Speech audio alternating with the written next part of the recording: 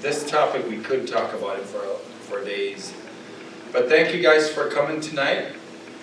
I just went around, well, we had this panel a few times, so this exhibit a few times, so I'm used to it.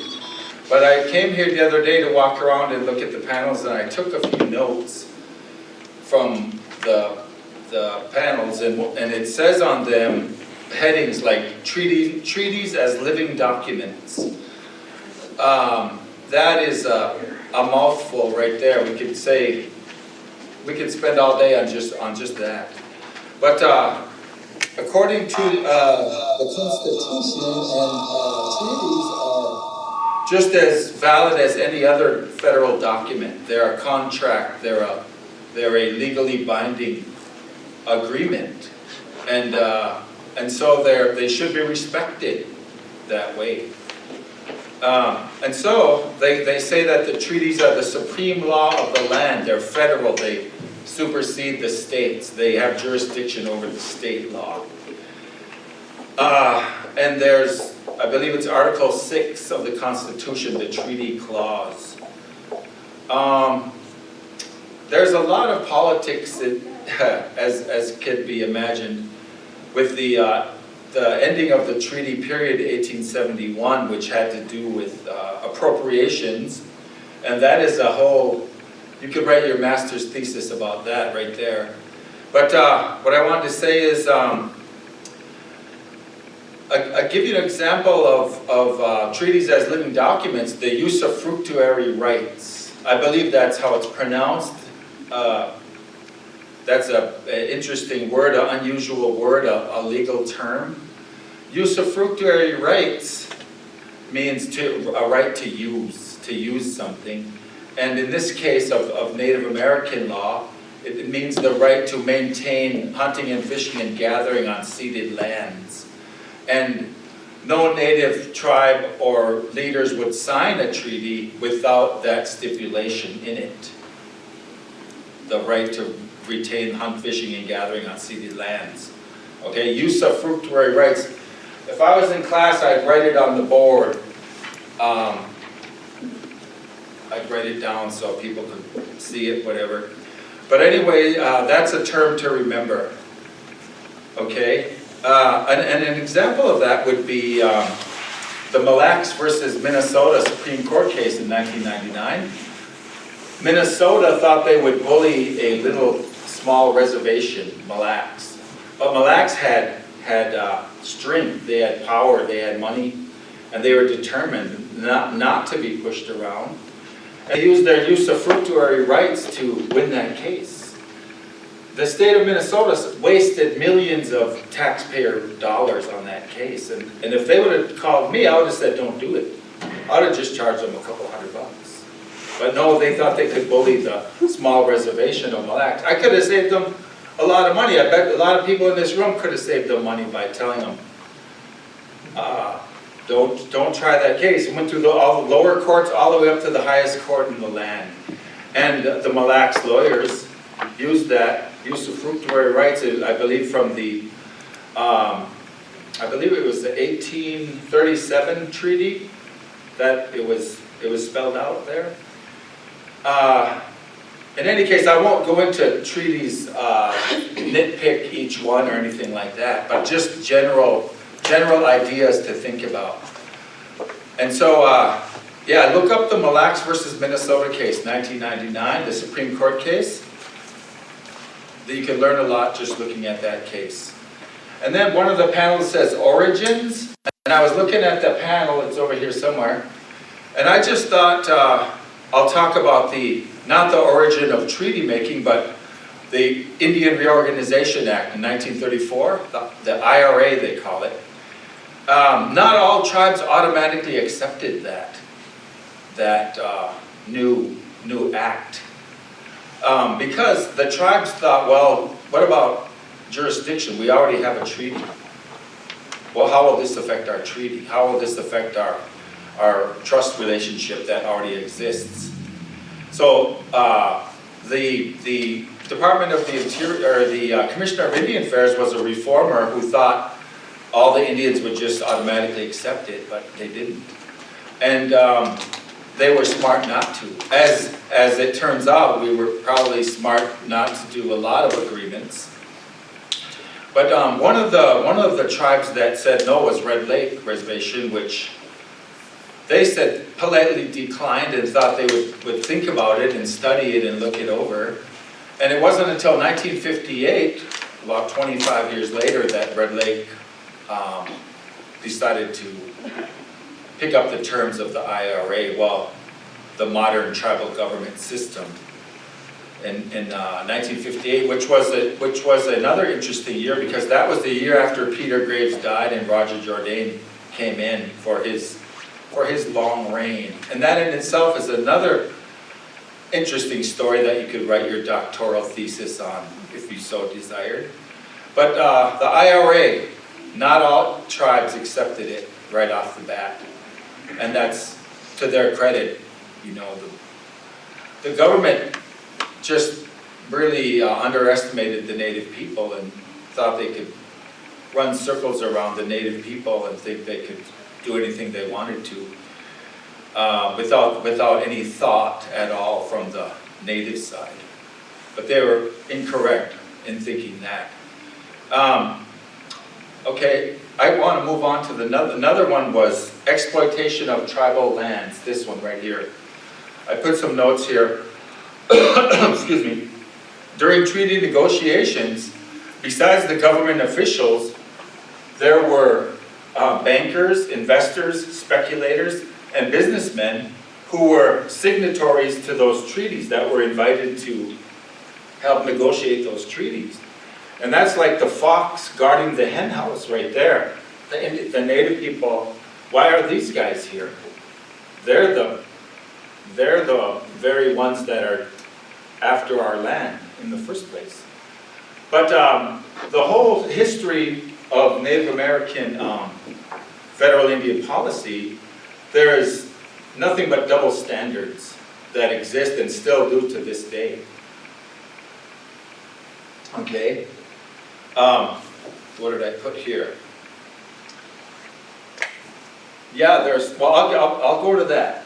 And so I just wanted to say, exploitation of tribal lands, we could go there all day long. The mining, the oil pipelines, there's so much that was done that was wrong. And so while I have this thought, there's an excellent article in the Bemidji Pioneer yesterday on the late leader from Red Lake, Lee Cook, who talks about his days working in Washington. And he has interesting comments about the Department of the Interior and the Bureau of Indian Affairs in particular. Pete is going to print out that article. Some of you probably read it already, but way back in the 1960s, Lee worked for them, and he didn't last very long in Washington. It was too dirty. It was too ugly. And Lee is one of the more determined Native people I ever knew, one of the most confident Native people I ever knew. But anyway, that's an excellent article, and he talks about the destructiveness of the federal policy regarding Native Americans. And then I moved down over here, Dakota, 1862. The Little Crows War down in Minneapolis around there by Shakopee in Minneapolis, around there, Mendota, where the Minneapolis airport is, by Fort Snelling there. That's one of the panels, so I mentioned it. I thought, there's a historian named Gary Clayton Anderson, an American historian. He was different from all other historians because he broke from the pack of the prevailing American stereotypes on Indians, and he wrote his books and his research from the natives' point of view. In particular, he wrote a book called Ethnic Cleansing and the Indian, The Crime That Should Haunt America. Now that right there, that's the title right there, shows you that it's going to be something different. Another one previous to that was a book called Through Dakota Eyes, Narrative Accounts of the Minnesota Indian War of 1862. And Gary Clayton Anderson is, he's a guy that wasn't just joining the pack of historians who, dime a dozen guys who tell the same, party line, which is they leave half the story out. So I would look up his material, Gary Clayton Anderson. I would recommend him. Well, there's lots of native historians and writers too, but to look at it from a Swedish, Norwegian, German, American writer, actually being on the native side and telling the whole truth is significant, okay? They can discount the native writers, they can discount oral tradition, they can discount oral history of native people, but when one of their own does extensive research on it, then they have to take notice. Well, they have to take notice anyway when the natives write it too, but just like through all the other double standards, they find it easy to dismiss the native scholars. Okay. And so I thought I would share a little bit about that. And then there's a phrase you've all heard called Indian givers. The phrase that actually should be the other way around. You promise somebody something and then you take it back. That's a good example of the American misguided myths, the manipulation of the media in America regarding Native Americans, the double standards that exist that falsely shape public opinion against the Native people, and they latch on to something like that sounds good and they run with it. It's sort of like the Bering Straits theory, which remains to this day, that remains just that, a theory. But everybody takes it as gospel. Okay? The late Lakota scholar Vine Deloria said that he thinks that those footsteps were going the other way on the Bering Straits ice bridge. And then he talked about, they say that the native people came from Asia.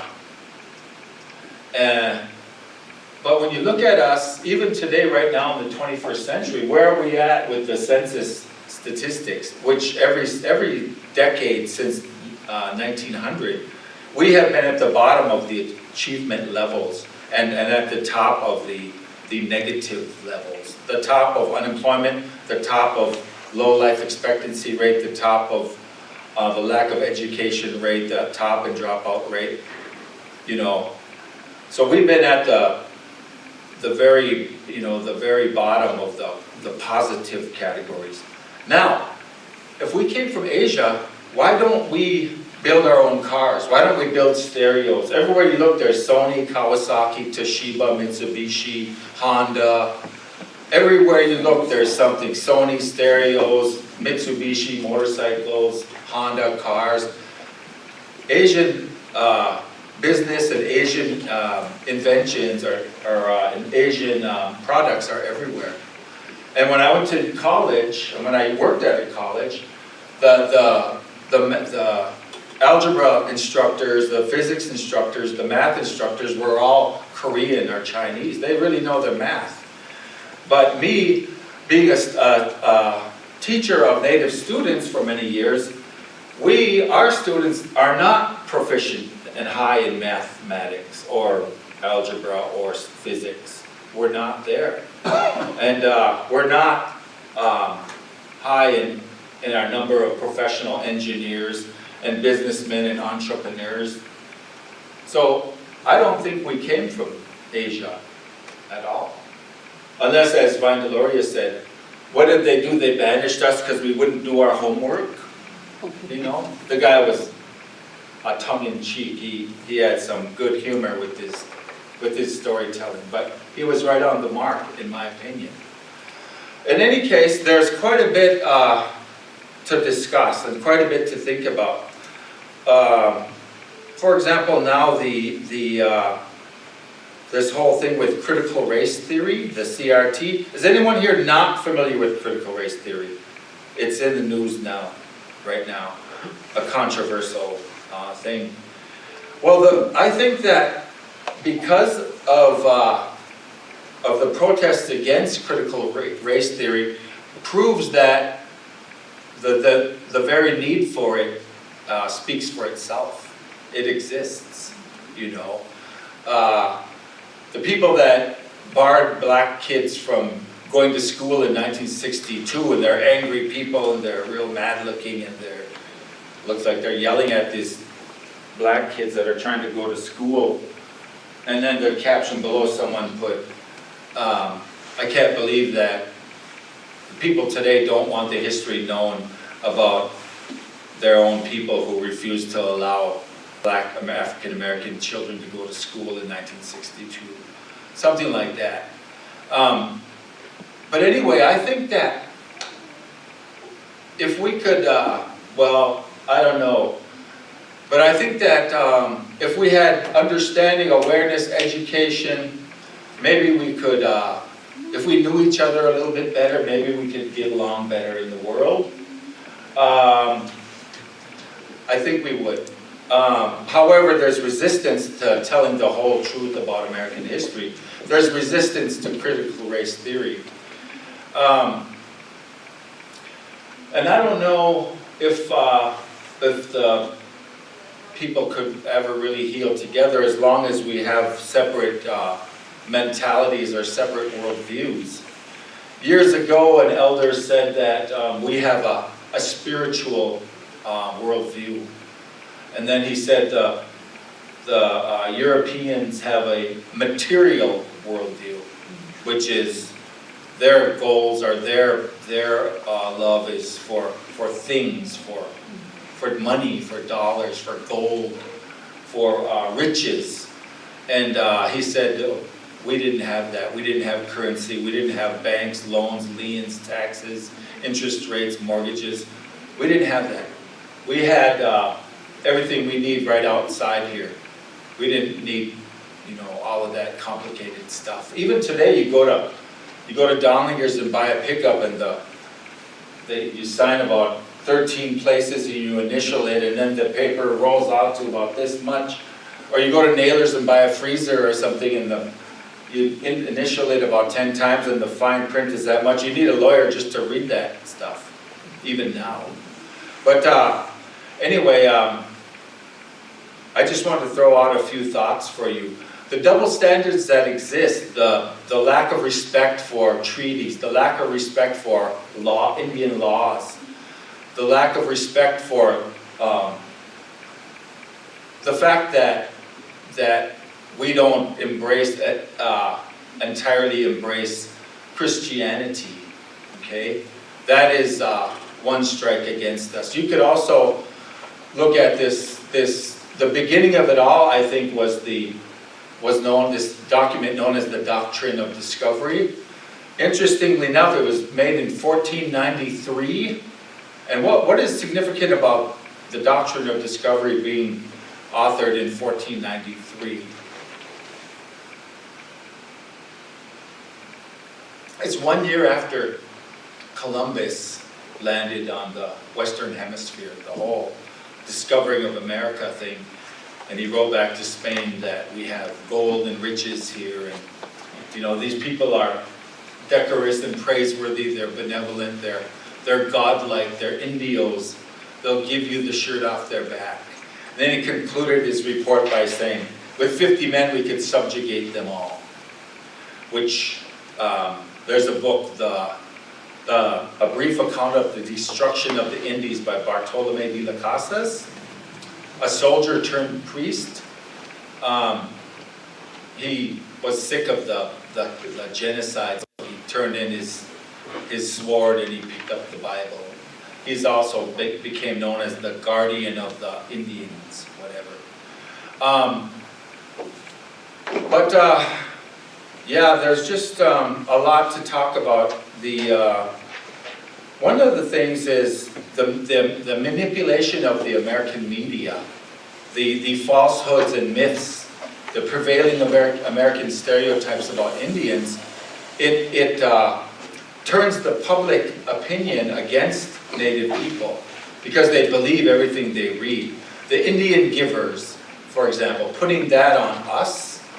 We're not the ones who built ships and went around the world planting our flag in other people's countries and committing genocide on them and taking all their resources. Native people, we didn't build ships and go around the world planting our flag. We didn't do that.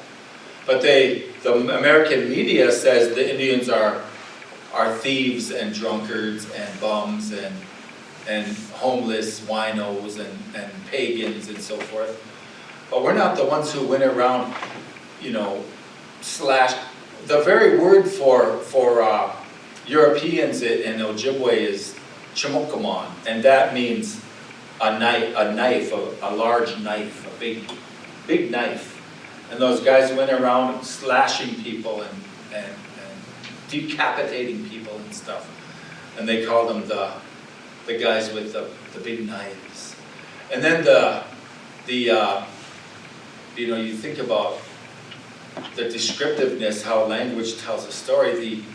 The French priests, the Wayman-Taguchi, the guys with the wood cross, the wood stick around their neck, and that's what their term was for Frenchmen, the Wayman-Taguchi, the guys with the wood sticks around their neck, the cross made out of wood. And then there was the Jaganash, the soldiers, or another word for Englishmen or British, Jaganash. And it's funny too, we have names of our people that took those names. Like Jaganash, there's people in White Earth named Oganash, and there's people in Red Lake named Oganash, and people in Mille Lacs with that name. And that comes from Jaganash. And then too, there's people in Red Lake whose name is English, their last name. And that's literally Jaganash. So they must have took that in Ojibwe and translated it into English and carried that as a surname. Anyway, just to give you more to think about, when you look at something and see something, there's a story behind it. There's a story to it, more than that appears. You know, we had a Ojibwe Moan teacher many years ago who she would get after us. She would say, "Don't be lazy to think." She wanted us to really try hard and learn our language, but we were, I regret to say that we were horsing around, we were messing around, me and my friends and I, and she would get after us and tell us not to be lazy to think, to look at something and think about it. What does that mean? Really try to break that down, what do they say, the etymology of the words. And I realized that she was so right. She was so correct about that. There's so much we can learn, not just by looking, but by thinking about what it is we're looking at. Anyway, it's very, I don't know, the late Sioux Chief Sitting Bull, the Hunkpapa Chief Sitting Bull, said that about the Europeans. He said, the thirst for riches is a sickness with them, because they just wanted more. Always wanting more. Never satisfied. Always got to have more. And that mentality is, I don't know if we'll ever be there. I don't know if we'll ever, well, here we are, 500 years later, we're still defiant, we're still fighting back, we're still, not towing the party line, we're still resisting here. Oh, the American dream is a great thing, but we don't necessarily want it. We don't necessarily follow those values. It's not, I don't know if it's in us. Maybe it's in some of us. I don't know. But I think about that. I think about the future, our kids, our grandkids, our great-grandkids. What's the future going to be like for them? Dealing with the people, these guys that are in control of the country and running the world here. Are we ever going to get along? This old man, many years ago, this old Bemidji said, this old Gete Anishinaabe said, a man can only eat so much in one day. A man can only consume so much in one day, meaning that we can only eat and drink so much. He was talking about guys that are millionaires, that have a lot of money. Why do they need that much? They can only eat and drink so much in one day anyway. I thought that, at the time I didn't really understand what he meant, but I do now what he meant. And I guess he was talking about greed, and that's an ugly thing. But I agree with Sitting Bull, it's a sickness, it really is. And I have fear that that may always divide us, that greed. You know, another elder gave a talk one time, and he really, he made a lot of sense, that guy.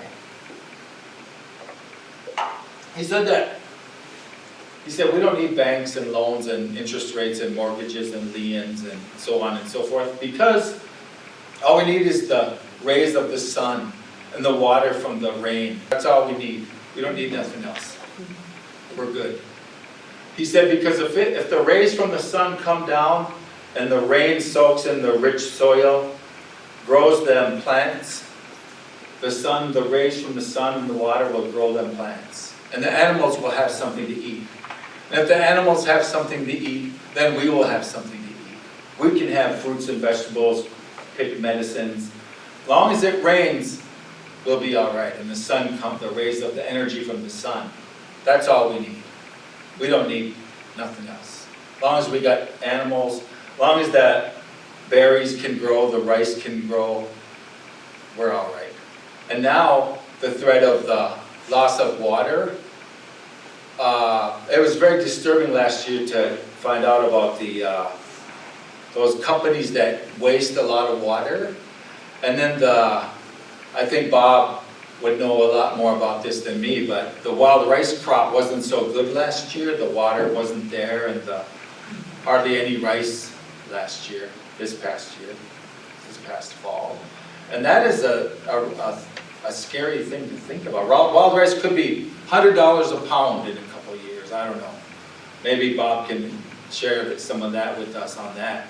But I just thought I would throw out some things for you about these double standards that exist, that, you know, they just wave their hand and dismiss the Indian people like they're nothing. They can break all the treaties they want. Who cares, you know? That's disturbing. Although we are stronger, we're fighting back. We have legislators, we have leaders, we have natives who are in public office in the House and Senate. We have a native that's in the cabinet now. And we are getting stronger. The students that I have, I've always wanted them to learn how to be confident and carry themselves to learn as much as they can, so they can open their eyes, open their ears, and give them confidence that they know what's going on. And they don't have to shy away from anybody. They can stand up to anybody. They don't have to go to Bemidji and have someone look down on them or talk down to them. They can straighten somebody out right away. They can educate them. So I've always wanted my students to have the knowledge that will give them confidence that, well, I think everyone should know their history anyway. Everyone should know their stories anyway. But I wanted to say that. And then the last thing I wanted to say was the African-American leader, activist Stokely Carmichael, who they were talking about the great Martin Luther King. And Stokely Carmichael had a different view on that, and he said, well, I agree, you know, peaceful protest and non-conscientious objector and stuff like that. But the people we're going against don't have a conscience. So how can we use that as power, as strength? When the people you're fighting against don't have a conscience, Lord God help us. You know, I don't know, what do we do then? They want us to pick up rifles. You know, they would love to see us pick up rifles, but we're not that dumb. So, I don't know. I guess we're getting stronger and as a people. And you know, the very thought that the State of Minnesota Historical Society put out this Why Treaties Matter exhibit is something interesting to think about, really, you know. You would think they wouldn't want this to be known. And this is the stuff right here is, you know, that addresses critical race theory right there. And so that's a positive sign that we have bits of education like this here. And so, you know, I just made a few notes, and there's quite a bit here that could be discussed. And I have classes on the Zoom, and what we do is we break it up into little groups of people like that. And it works out pretty good for their discussions. But we can't do that in this room, but I have an idea for you. I have a plan, if you don't mind. And that is, I need you to be brave, okay? I would like you to, it's hard, well, maybe not so hard to do with, but I would like you to find somebody in the room that you don't know, or find somebody in the room that you didn't come here with, and talk with them, okay? Could you do it? Who's brave in here? Anyone? Who's got guts in here? Can you go meet somebody that you don't know, or somebody maybe you know them but you haven't talked to them in a long time, or whatever? Not the person you came with. How about that? Can you do it? Who's brave? Looking for somebody. There's a lady right in the front row here. She's got her bottom lip all like this, like that, wishing for somebody to visit her. So can we do it? Audrey, who does Audrey not know? That's Audrey knows everybody. I was going to pick on you, Jeff. How about this young lady in the front row right here? She doesn't know you, Audrey. And then Erica. There's some people right over here, nice people. Okay. And then this gentleman right here. Oh, okay, all right. And you guys are good. Erica, how about Bob? You probably know Bob. But I would like you to talk about the most important thing, that the topic of, if you were going to write a paper about why treaties matter, what would the title of your topic be? Or one of your topics. Maybe you have so many things. Pick one, the first thing that comes to mind. How about that?